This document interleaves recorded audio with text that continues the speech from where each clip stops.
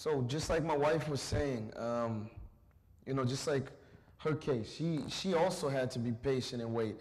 I learned to wait because of hurt, of hardship, and thank God I waited because, if I hadn't, I'd probably end up in another bad relationship. But she never had to experience that pain that I went through because she waited. And so, I think, what would you say for them, about waiting and those who need to wait, who want a relationship? Like in my case, I started praying for my relationship from a young age. I decided to not just go and look for everyone, just look for any guy. So from a young age, I started participating in the therapy of love. I started praying and asking God to prepare the right person for me. And as well, I would start doing things like practical things. Instead of going and looking for this guy in the youth group or trying to find a boyfriend for myself, I just left it all to God and just let God decide for me who my person was going to be. I started dedicating more time to God, dedicating more time to doing the things of God, learning how to cook, simple things that I could do. If I wanted to get married one day, I figured if I wanted to find the right person for me one day, I had to do the things that I would need to know, like cooking, ironing, cleaning the house, simple things on my part. So besides the praying, I started learning how to do these things. And as I prayed, one day, as you said earlier, there was a mutual friend, someone who we could both trust. And he knew my husband from Atlanta, and he knew me since I was small. It's kind of funny because I was there in Atlanta, Georgia. She was all the way up in Boston, Massachusetts. So, you in France, you may not know, but that's like far. 2,000 miles apart. Yeah. So it was like something that would be highly unlikely if it wasn't God who was helping us. But yeah, like you said, he saw me, right? And then he saw you? It happened that he started, he had just come from the place where he was in Atlanta. And from there, he went directly to the place where I was. And when he went there to that place, he saw me and he's like, oh, I remember you since you were small. And he said, you know what? Oh, wow, you're so big now. I have someone for you. And I was like, I don't know. And he's like, no, I have someone for you. And then he told me about Damien, and he told me his story, his past, a little bit about it. And he told me, look, would you like to meet him? And I said, yeah, okay, no problem. So then a few weeks later. I think it was a couple months. I think it's a few maybe later. Like 2 months or so. Yeah. Then first he sent a picture. Yeah. First he sent the picture, and I liked the picture a lot. And then after that, a few months later, Damien actually came to the city where I was, right? By the way, just to make a point, at this time, I was already stable in my life. I wasn't still on drugs. I wasn't still fighting for my deliverance. I was already a youth mentor and a youth pastor at this time. So I was already doing this work full time, already helping people. And so she was also doing fine. She was just about to graduate high school. She had great grades. She knew she wanted to serve in the same kind of work that I was doing. So even though we were in different places, we had the same idea. We both had the same goals and wants and things in life. So it was, just to make it clear, it wasn't like we were completely going different directions and then decided, what the heck, let's get together. No, we were on the same page. And this person, this mutual acquaintance, he was also a man of God. So we could trust his words. He wasn't just some random guy who came to the youth group and said, oh, I have someone for you. Yeah. No, she would have never listened to that. Neither would I. I was since I was, like I said, I was praying from a young age, because my idea was, I don't want to have to date this person, date that person, get heartbreak here, heartbreak there. I wanted to have one person and get married to that person. That was my faith. I wanted my first boyfriend to be my husband. So I was very strict about that, like not just anyone, not anyone was going to introduce me to someone. I wasn't going to try to meet anyone. So when he introduced me, first of all, he was trustworthy. The people, like the pastor, which was in my church, he agreed with it. So I wouldn't say yes, and then the pastor in my church wouldn't agree with it. The pastor in my church agreed with it, said, okay, yeah, that's a good idea. And then we ended up meeting a few months later. Yeah. And then we dated for, I think it was a little bit under a year.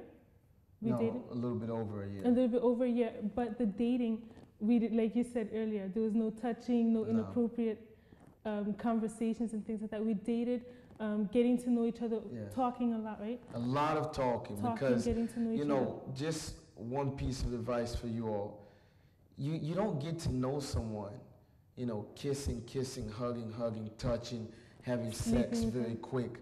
It's not how you get to know someone. You get to know someone when you talk, when you listen, when you have conversations about where you're going in life, what your goals are, what your dreams are, what you want in life. That's how you get to know them. So our dating, it wasn't us going to a hotel or going back to her house and having sex. Our dating was us talking and me asking her about her life, her talking about my past, what we wanted to do, things like that. And we spent a lot of time doing that. And some people would say, but that's boring. No, it wasn't boring. It helped us to know who we were marrying, right? Of course, asking questions and also being sincere with the answers. Yeah. Especially when his background, I wanted to know every detail. I wanted to know everything because I wanted to know, okay, can I put up with what I'm coming into, right? I remember she even asked me one time, have you ever raped anybody? Yeah. I was like, deep questions. What? I was like, are you serious? Everything. I said, why would you ask me that? And she was like, I'm sorry, I just want to know. Yeah. And I answered. I was like, no, I never raped anyone. But you see, she wanted to know. She needed to know who this guy was that she was getting involved in, right? Of course. And I remember we stayed, like you said, a little bit over a year. Every date that we went to for that entire year or so, never did we touch, never did we sleep around. All we did was talk and more getting to know each other more and more. And then after that 1 year, we decided to get married, right? Yeah. And then we got married, and we've been married now for 7 years. Mm-hmm. And happy? Happily married. Marriage is a challenge. Happily married. We got married young. I was 23. She was 19. So, of course, it was a challenge. There were times that we disagreed, times that, we had to get to know each other, kind of make it match. But I would say I wouldn't trade it for anything. I would do it again in a heartbeat. I would do it over because you grow and you learn. So, what would you say your piece of advice is for them? I don't know. What do you think? Definitely, especially for girls, but it can go for guys as well. If you know that one day you want to get married, unless you're the type of person that says, oh, I never want to get married, then I suggest you don't even look for a boyfriend because that's not going to help at all. But if you choose to say, look, no, I want to be happy in my love life one day, I want to get married one day, I suggest you pray. Do a lot of prayers. Your prayers aren't just coming from here and touching the ceiling and coming back. No, they're actually working. You have to pray, but instead of just praying and saying, oh, God's not listening, or no, I don't see no one here in my church. I never saw in my church, in my city, the city I was very small. I never saw anyone that I liked. But look, God brought someone from another city.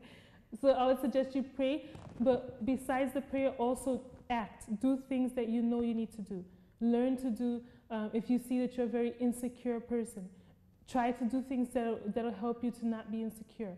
Even if you find that right person being insecure, you're going to mess up the relationship. You have to work on you. Work on the things that you know you need to change in order to finally find that right person one day and be happy. So what you're saying is, like, when you're saying act, you meaning like act in a way to better yourself, not meaning run out and chase after a guy. No, exactly. Because me, like I said earlier, my action was I knew that I needed to learn to do physical things. I needed to know, how am I going to cook? How, if I get married one day, what am I going to feed this person? It's another person.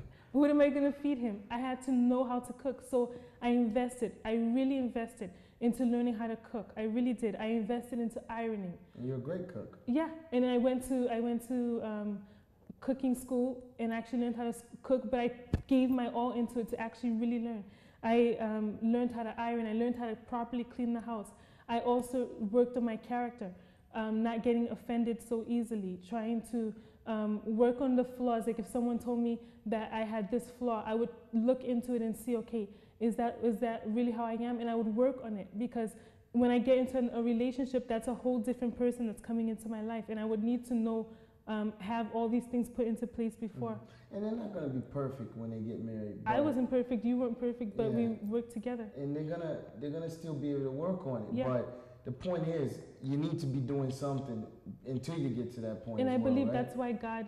I believe that's why God blessed me, because He saw that I was actually working toward it. Yeah. Oh, one more thing. The unique thing is that when we found out, like after we started dating, right? Mhm. We found out I started praying for my love life, like I said earlier, since I was 12 years old. And he started getting out of the gang life when he Mhm. was 16.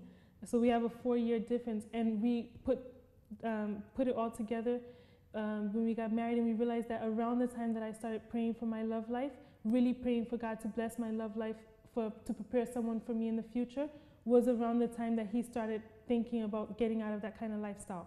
So I am 100% sure that my prayers was what helped him, gave him the strength to get out of that lifestyle, as I was 12 and he was 16. So It's pretty deep. it is. My Yeah. prayers weren't just hitting the ceiling. God was actually doing So, something. My advice quickly, just I think what she said is great, and that I think that applies for girls and guys, Mhm. like bettering yourself. My advice to the guys is, don't think with your physical, let's say, I would like to say another word, but I won't say it, but don't think with the wrong mind. Let's put it that way. Don't think, but I need someone right now. I have to go out there and I need someone because I have hormones and I'm a guy and I need to go and sleep with someone. I need to have sex. Don't do that, because you wind up, getting someone pregnant when you're not ready for a kid. You wind up, catching a disease even, or just really from one relationship to another, not respecting women. You think that you can't wait, but you can wait. Just be patient. It's not worth the heartache and disappointment that comes with a bad relationship. It's not worth it. It's too much stress that comes with a bad relationship. It's better, as hard as it may seem, for you just to take your time and be patient. Do as like my wife said for the women, work on improving yourself. Work on, starting your career, making sure that whatever career you're going to get into, that it's established and you're doing good. Even if you're young, you could say, but I'm still a teenager. It doesn't matter. Start working on your career. Work on your spiritual life. I mean, that's my advice. I think no real relationship works without a strong relationship with God. I believe, coming from the broken family that I'm from, if I didn't have God to give me strength, I don't think I would have lasted with my wife through the hard times. So work on strengthening that. And just being a better you. I mean, whether it be getting more fit, exercising and things, or, entering into your career, or, helping out more, becoming a man, learning how to do different things, better you. And then when it's time, you're going to meet the right person and you're going to be happy. But if you rush into it and you just want someone who's attractive, who has a nice body, you're going to wind up disappointed, because maybe they have a nice body but an ugly character. Yeah. So, that's about it. We waited and we're happy. Yeah. That's it. Bye. Bye.